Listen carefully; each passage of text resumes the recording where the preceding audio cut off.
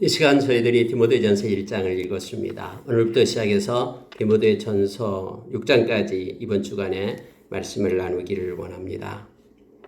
여러분, 디모데전서, 디모데후서는 바울의 서신 중에서 13개 서신 중에서 가장 늦게 쓰여진 서신입니다. 특히 디모데전서, 후서 그리고 디도서까지 해서 우리가 목회 서신이다라고 말합니다. 오늘 디모데전서, 후서는 디모데에게 믿음으로 낳은 아들 디모데에게 글을 쓰고 있는 것입니다. 왜냐하면 디모데가 에베소 교회의 목회자로서 그렇게 바울 사도에 의해서 세워졌거든요. 그런데 디모데가 목회를 할 때 어떤 식으로 해야 될 것인가를 소상하게 기록한 바로 책이 디모데전서 후서가 됩니다. 교회를 어떻게 조화롭게 운영할 수 있는가에 대한 실제적인 어떤 가이드를 제시해주고 있는 것이 바로 디모데전서 후서입니다.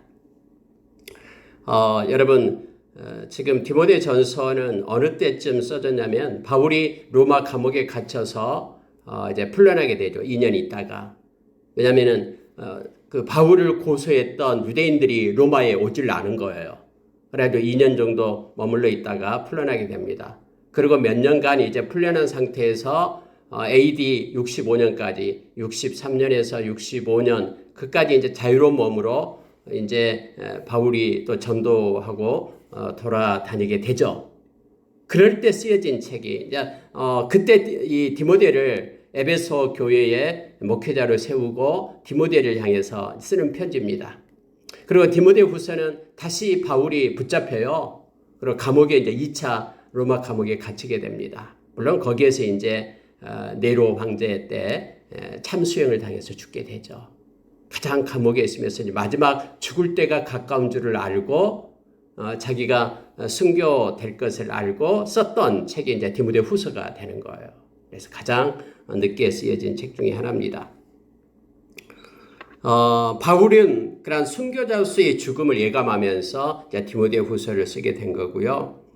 그래서 여러분, 디모데전서는 바로 중요한 실제적인 어떤 교회 공동체 내에서 실제적으로 중요한 어떤 지혜들을 배우도록 그렇게 합니다. 그리고 이제 죽음을 앞두고 있는 그런 상태에서 가장 중요한 것이 무엇인지, 그리고 교회 공동체 안에서 가장 보배로운 것들을, 필요한 보배로운 것들을 이렇게 가르칩니다. 그러한 내용들이 함축되어 있는 것이 바로 이 디모데전서 후서입니다. 바울 사도가 이제 나이가 들고 그리고 이제 죽을 때가 다가왔다라는 것을 깨닫고 가르치고 싶은 가장 복음의 그 캐리그마 핵심적인 것들을 이 말씀 속에 담아서 지금 글로 쓰고 있는 것이에요. 그래서 우리가 디모데전서 후서를 깊게 묵상할 때 참 너무 큰 은혜가 우리에게 임함을 우리가 알게 됩니다. 여러분, 오늘 읽은 1장에 대해서는 이제 바울 사도가 다른 교훈을 가르치는 이들이 있다라는 거예요. 에베소의 교회에서 다른 교훈을 가르치는 이들이 있기 때문에 이 편지를 써서 너로 하여금 에베소 교회를 잘 세우도록, 정말로 거룩한 진리의 터 위에 교회가 세워지도록 하기 위해서 이 편지를 쓴다라고 권하고 있음을 봅니다. 그때 당시에 다른 교훈을 가르치면서 에베소 교회에 영향을 줬던 것이 세 가지가 있었습니다. 하나는 우리가 잘 아는 영지주의가 있었어요. 그러니까 구원은 아무에게나 있는 것이 아니라 특별한 엘리트주의라고 하죠. 특별한 뭔가를 깨닫는 자에게만 구원이 있다라고 말하는 그러한 일들이 있었습니다. 특별한 영적인 지식을 소유한 소수의 사람들에게만 구원이 있다라고 말하는 그런 사상이 그때 있었습니다. 그래서 뭔가를 배워야 되고 그런 어떤 영적인 것에 접해야 되고 그래야지만이 구원을 받는다라는 그런 그노시스, 이 영지주의가 그때 당시에 있었습니다. 그래서 바울 사도는 디모데를 향해서 그렇지 않다라는 거예요. 물론 다음에 그것뿐만 아니라 다른 곳에도 이러한 엘리트주의, 영지주의가 있었습니다. 그래서 사도 요한도 역시 예수님께서 이 땅에 육신으로 오는 것을 믿지 않는 자들에게는 그들은 영생이 없다. 우리와 다른 자들이다 하면서 이것이 악한 영인지 아닌지 구분하는 것을 이로써 알라 하면서 글을 썼던 걸 우리 너무나 잘 알잖아요. 요한 1서에서요. 두 번째 그 가운데 있었던 그러한 다른 교훈이 뭐냐면요. 이상주의가 있었습니다. 이 이상주의는 뭐냐면요. 다른 것이 아니에요. 오직 영적인 것만 중요하고 육신적인 그것은 헛된 거다라는 거예요. 그러니까 세상과 물질은 악하다라고 가르치는 이들이 있습니다. 여러분 이것도 조심해야 됩니다. 오늘날도 이러한 것을 주장하는 이들이 있어요. 물질은 악한 거고 육체적인 것들은 다 악한 거기 때문에 세상은 악한 거고 해서 이것을 다 버려내고 그리고 오직 영적인 것만 취해야 된다라고 말하는 이들이 있어요. 여러분 그렇지 않습니다. 우리가 영혼이 잘된 같이 범사가 잘 되고 강건하고 우리의 육체적인 모든 것도 잘 되기를 원하는 것이 성경에서 말하고 있는 것이죠. 물론 육체를 쫓는 삶을 살아서는 안 됩니다. 그렇다고 해서 육체는 나쁜 거니까 버리고 배척하고 물질은 떠나고 버리고 이건 아니에요. 물질에 충성된 자로 살아라고 우리에게 성경은 가르치고 있죠. 이게 적은 것인데 적은 일에 충성된 자가 큰 것에도 충성된다라고 우리에게 가르쳐주고 있죠. 그때 당시도 이처럼 이상주의가 있었습니다. 형이 상학적인 것은 아주 소중하고 그것만을 위해야 되고 형이 하학적인 것은 다 버리고 쓸데없다라고 생각하는 그러한 이들이 있었어요. 그런데 이것도 잘못된 것이다라고. 모든 것은 우리 주님이 주신 거기 때문에 그것을 통해서 하나님께 감사하며 또 영광을 돌릴 것을 말해주고 있습니다. 또 다른 그런 것이 있었는데 그게 뭐냐면요. 오늘 또 읽었습니다만 신화와 족보를 가지고 이것을 강조했던 이걸 자랑하고 강조했던 그런 그룹들이 있었습니다. 너 어디에 속했냐? 어느 족보냐? 어느 지파냐? 또 옛날에 성경에 있지도 않은 어떤 신화적인 것을 가지고 미신적인 것을 가지고 그걸 가지고 복음에 덧붙이는 이들이 있었어요. 근데 바울사도는 오늘 또 말씀에서 말합니다마는 그거 입에 오르지 마라라는 거예요. 그것은 복음과는 상관이 없다라고 말합니다. 온전히 그렇게 하면 다툼만 일어날 뿐이다. 서로 편가름만 하고 너는 어디에 속하고 우리는 어디에 속하고 서로 싸울 뿐이다라고 말하면서 그것도 버릴 것을 요청하고 있는 거예요. 여러분 오늘날도 어느 교회에 속해 있다 뭐 한다 이것이 천국에 가는 열쇠가 아니잖아요. 어떤 큰 교회든 적은 교회든 언제나 이 구원은요 하나님과 1:1 관계 속에 있는 것입니다. 내가 하나님과의 관계 속에 정말로 마음으로 믿어 의에 이르고 입으로 시인하여 구원에 이른다라고 성경 우리에게 가르쳐줬듯이요. 각자가 우리 하나님 앞에서 성령으로 거듭나야지만이 천국 백성이 됨을 우리는 너무나 잘 압니다. 정말로 진심으로 예수 그리스도를 영접해야지만이 하나님의 자녀가 됨을 우리는 기억해야 됩니다. 자 여러분 이러한 것들이 그때 에베소 교회에 있었고요. 에베소 교회에 지금 목회자로 세운 지금 디모데에게 바울사도는 편지하고 있습니다. 1장에서 몇 군데를 보도록 하겠습니다. 여러분 3절 한번 보십시오. 내가 마게도냐로 갈 때에 너를 권하여 에베소에 머물라 한 것은 어떤 사람들을 명하여 다른 교훈을 가르치지 말며 신화와 끝없는 족보에 몰두하지 말게 하려 함이라 이렇게 말하죠. 바울사도가 디모데에게 너는 에베소서에 머물러 있어라 하면서 에베소 교회에 목회자로 세웠음을 보게 됩니다. 그런데 그렇게 세운 이유 중에 하나가 뭐냐면요. 다른 교훈, 아까 얘기했던 신화와 끝없는 족보에 몰두하지 말게 하려 함이라 이렇게 말합니다. 이것은 믿음 안에 있는 하나님의 경륜을 이루는 것이 아니다라고 말합니다. 믿음 안에 있는 하나님의 경륜, 하나님의 섭리와 하나님의 역사를 말하는 것이 아니고 신화와 이 족보에 대한 끝없는 그런 얘기들은 모두가 다 변론만 내는 것이다라고 말하죠. 서로 막 입씨름만 하는 거예요. 다툼만 내는 거다라고 말하고 있습니다. 여러분, 우리가 받은 이 교훈의 목적, 이 복음의 내용은요, 3가지를 얘기합니다. 우리가 가지고 있는 이 하나님 말씀이 우리에게 주는 이 3가지 것을 우리가 기억하길 원합니다. 자, 5절 보십시오. 이 교훈의 목적은 청결한 마음과 선한 양심과 거짓이 없는 믿음에서 나오는 사랑이거늘 이렇게 말합니다. 우리가 이 말씀을 붙잡고 있으면은 우리는 마음과 양심과 사랑을 갖게 된다라고 말합니다. 근데 우리의 마음은, 복음은요, 우리의 마음을 청결하게 합니다. 깨끗한 마음을 갖게 한다라고 말합니다. 그리고 우리의 양심을, 선한 양심을 가지도록 이 말씀은 우리를 이끈다라고 말하죠. 뿐만 아니라 우리가 사랑을 갖게 되는데, 우리가 이 말씀을 붙잡게 되면 사랑을 갖게 됩니다. 하나님의 사랑을 갖게 되는데요, 그 사랑은 믿음에서 나오는 사랑이다라고 말합니다. 그러니까 우리가 하나님의 말씀을 우리가 붙잡게 될 때 우리의 마음은 점점 거룩해집니다. 그리고 우리의 양심은 선한 양심에 대해서 하나님이 기뻐하는 양심을 갖게 됩니다. 우리가 히브리서 9장 14절에도 말했듯이요, 예수님의 보혈로 인하여 우리의 양심이 깨끗해진다라고 말합니다. 그리고 우리가 깨끗한 양심과 깨끗한 마음을 가지고 하나님을 섬기는 자로 우리가 세워지게 되는 것이죠. 뿐만 아니라 믿음이 생깁니다. 믿음은 원래 말씀에서 나오는 것이거든요. 이 교훈해서 말씀으로부터 믿음이 우리에게 생긴다라고 로마서 10장 17절에서 우리에게 가르쳐줬죠. 다른 것으로부터 오는 것은 믿음이 아닙니다. 그건 자기 확신에 불과한 것이지, 우리는 말씀대로 살아가는 것이 믿음입니다. 우리의 마음이 뜨거워졌다고 해서 그것이 믿음이 아니라, 근거가 아니라 말씀이 근거가 됨을 성경은 분명히 합니다. 그럼 말씀을 통해서 우리에게 사랑을 갖게 된다고 말합니다. 그래서 믿음으로부터 나오는 사랑, 이것이 바로 진짜 복음이 주는 은혜임을 우리로 깨닫게 합니다.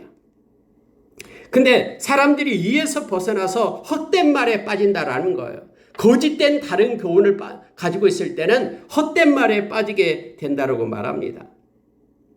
그런데 그들이 막 율법을 주장하고 복음이 아닌 다른 것들을 가지고 막 확신 있게 얘기한다고 하지만 실제적으로는 그들은 아무것도 깨달음이 없다라고 지금 바울 사도가 말하고 있어요.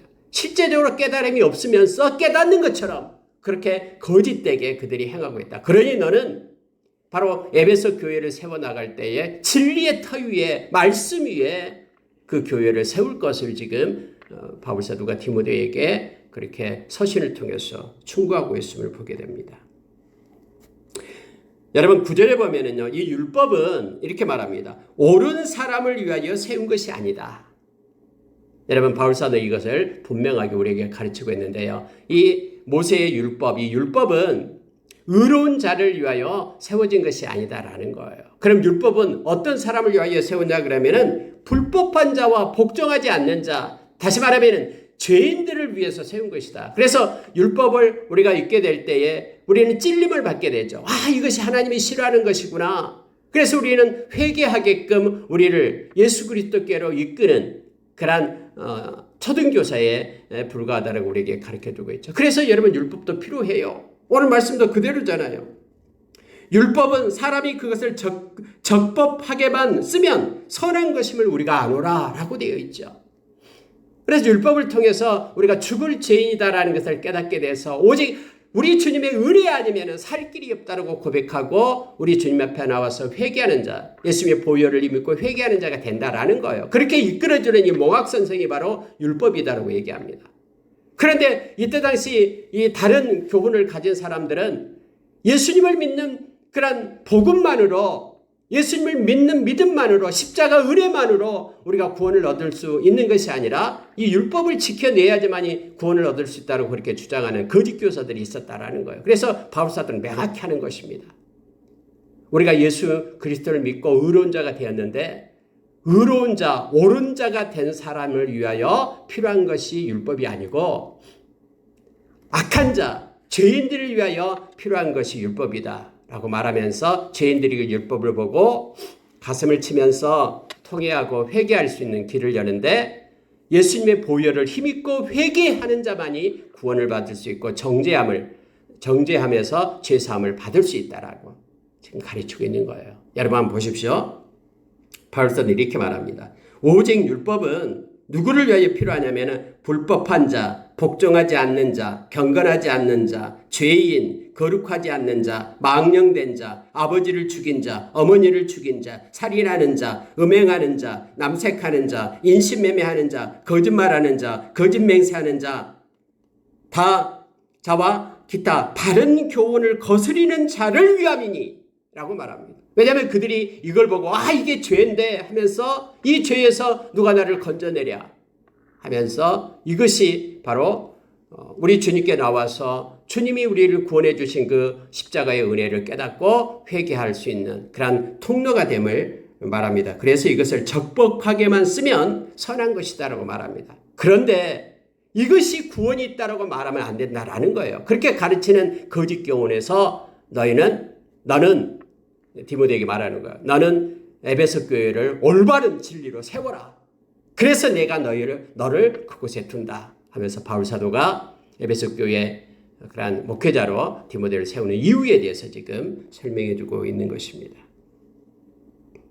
자, 이 교훈은 지금 우리가 가지고 있는 복음을 얘기합니다. 이 복음의 교훈은 내게 맡기신 바 복되신 하나님의 영광의 복음을 따름이니라. 내가 너에게 가르쳐줬던 이 복음은 하나님의 영광의 복음이다라는 거예요. 하나님께서 나에게 맡겨주신 이 영광의 복음. 그래서 이 복음으로 교회를 세울 것을 요청하고 있는 것입니다.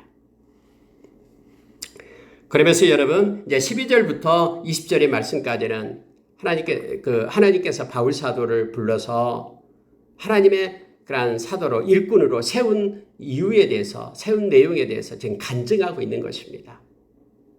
참 이 말씀을 우리가 묵상하면 너무나 큰 은혜입니다. 여러분, 바울 사도는 이렇게 말합니다.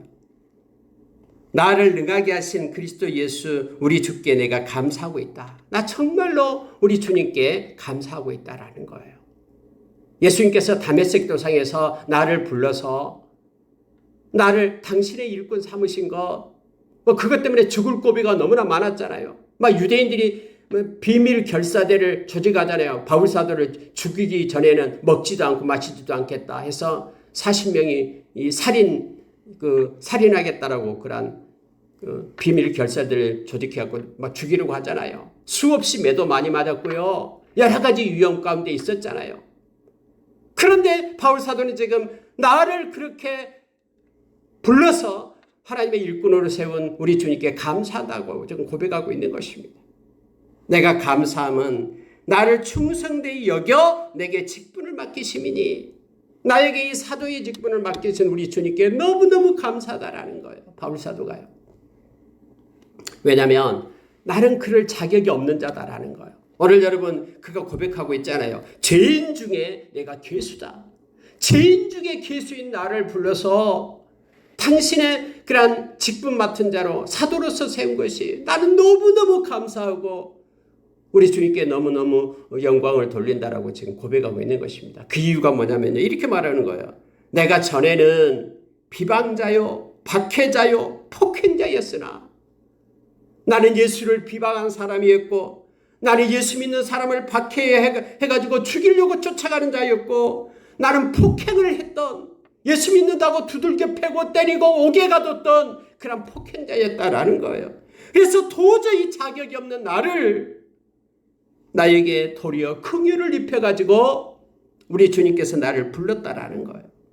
내가 믿지 아니할 때에 알지 못하고 행했던 그런 보잘것없는 난데 우리 주님이 나를 사랑해서 나를 불러 직분자로 삼았다.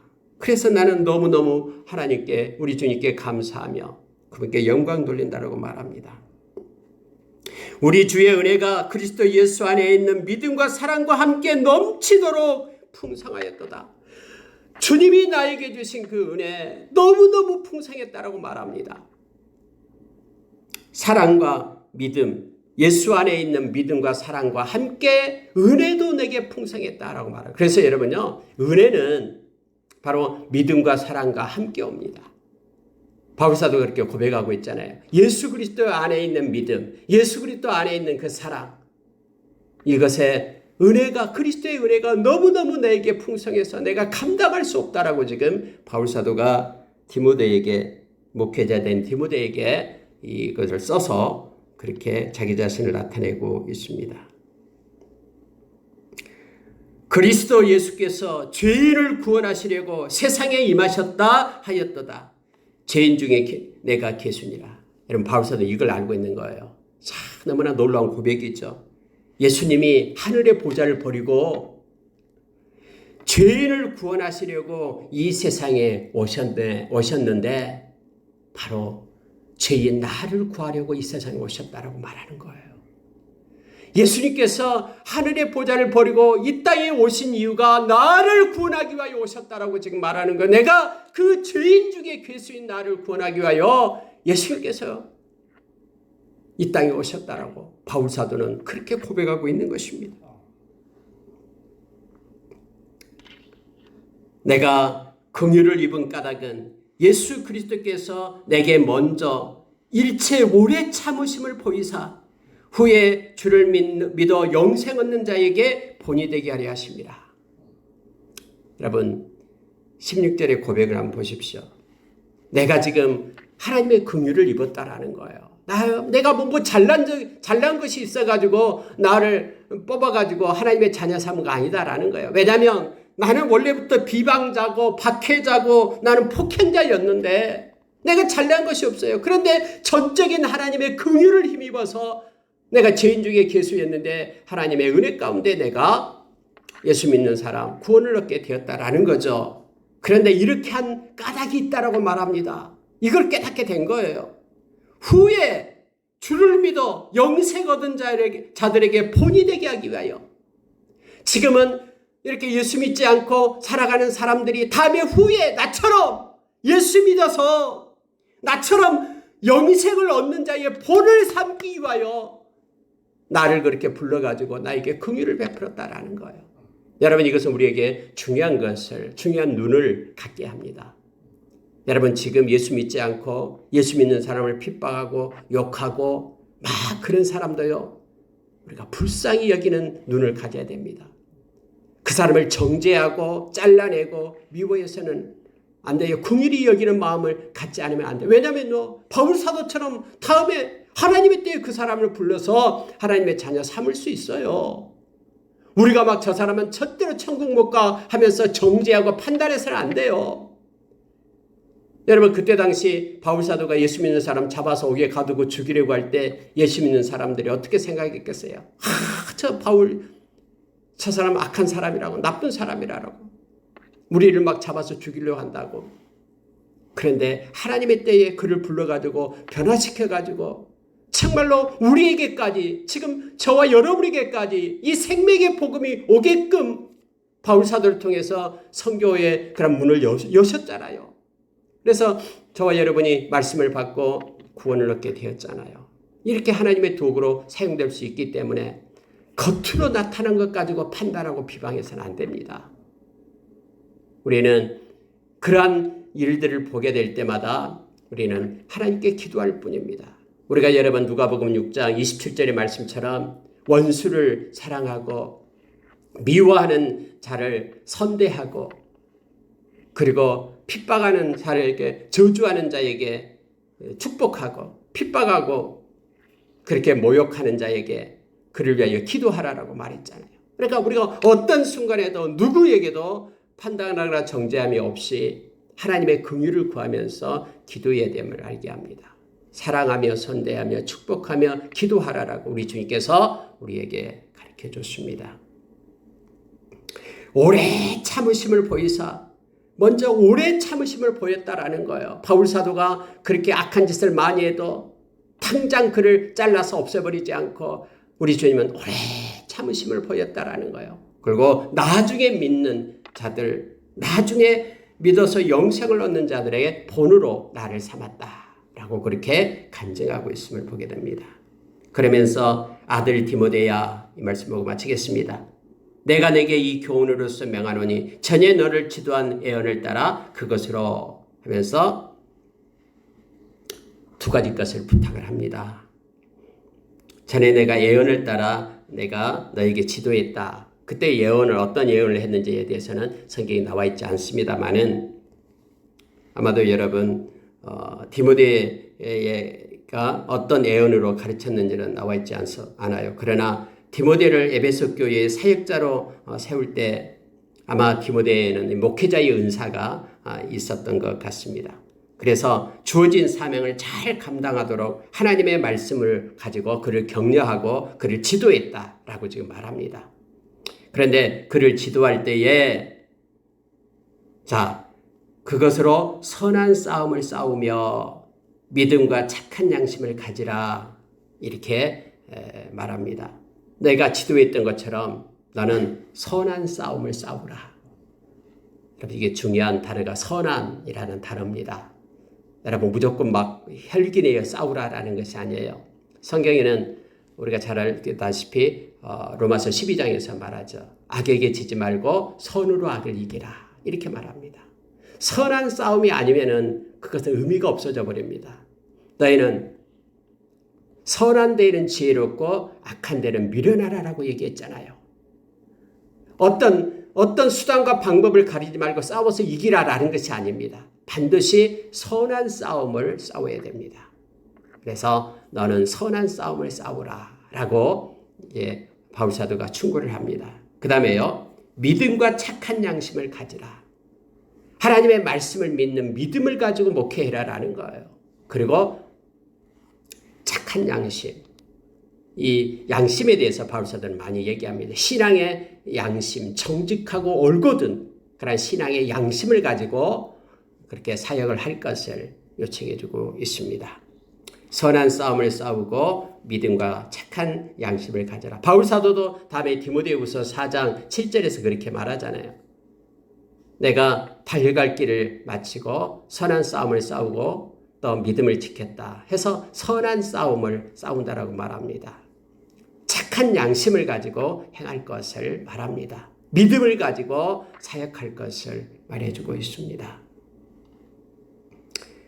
근데 어떤 이들은 양심을 버렸다. 그래서 올곧고 정직하게 사역하지 않는다라는 거예요. 그리고 믿음에 관해서는 파선했다. 믿음도 던졌다라고 말합니다. 근데 그 중에 누가 있냐 그러면은 후메네오와 알렉산더가 있다. 이 사람들이 누군가에 대해서는 나와 있지 않습니다. 그런데 그들은 두 가지 것을 버렸다라는 것. 첫째는 양심을 버린 목회자. 두 번째는 여기서 뭐냐면은 믿음을 버린 하나님의 말씀을 그대로 믿고 순종하는 믿음을 버린 목회자였다라고 말합니다. 그래서 바울 사도는 이렇게 말합니다. 자, 어떤 이들은 이 양심을 버렸고 그 믿음에 관하여는 파선하였다. 그 가운데 후메네오와 알렉산더가 있으니 내가 사탄에게 내준 것은 그들로 훈계를 받아 신성을 모독하지 못하게 하려 함이라. 여러분 사탄에게 내줬다고 말하죠. 이 사탄에게 내줬다라는 표현이 무슨 뜻이냐면요. 교회 공동체에서 쫓아냈다라는 거예요. 교회 공동체를 떠나도록 그렇게 징계를 했다라고 말합니다. 이러한 훈계를 했다라고 말합니다. 그런데 그렇게 한 이유가 뭐냐면은 신성을 모독하지 못하게 하려 했다라고 말하고 있습니다. 여러분 그때 당시에는요. 이처럼 다른 교훈, 거짓된 믿음을 가지고 행할 때는 그렇게 출교를 하도록 그렇게 했습니다. 이 징계를 했어요. 근데 그렇게 한 이유에 대해서 성경은 다른 데도 나와 있죠. 이렇게 한 이유가 뭐냐면 이 출교의 징계를 시행한 이유가 뭐냐면요. 그들을 포기해서가 아니에요. 그들을 교정하기 위하여, 그들이 회개함으로 돌아오게 하기 위하여 이렇게 했다라고 성경은 말하고 있습니다.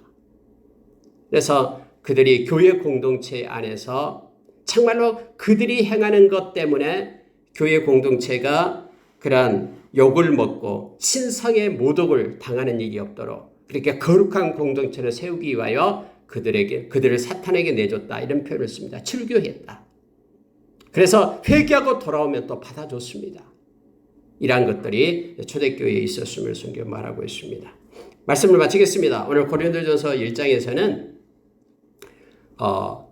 이 디모데에게 교회는 진리 위에 하나님의 말씀 위에 세워져야 되는데 이 진리를 거스리는 다른 교훈들 거기에 대해서 바울 사도는 그걸 올바르게 그걸 세울 것을 그것을 받지 않고 올바르게 세울 것을 디모데에게 교훈하고 있습니다. 뿐만 아니라 바울 사도가 내가 예수님께서 나를 그렇게 세워서 나를 사도로 삼았듯이 후에 늦게 믿어서 영생을 얻는 자들이 있다라는 거예요. 그들을 위해서 너희들이 노력할 것을 말하고 있습니다. 죄인 중에 괴수인데 우리 주님이 오래 참으사 나를 그렇게 늦게 세워서 사역자로 삼았듯이 너희들이 너가 교회를 세우고 복음을 전하게 될 때에 이것을 기억하면서 불행의 열정으로 그렇게 할 것을 말하고 있습니다. 믿음과 선한 양심을 가지고 그리고 선한 싸움을 싸울 것을 그렇게 요청하고 그렇게 격려하고 있음을 보게 됩니다. 말씀 마치겠습니다. 오늘 하루도 우리가 선한 싸움을 싸우기를 원합니다. 이렇게 착한 양심을 가지고 오늘도 살기를 원합니다. 믿음을 가지고 말씀을 붙잡는 하루가 되기를 원합니다. 함께 기도하겠습니다.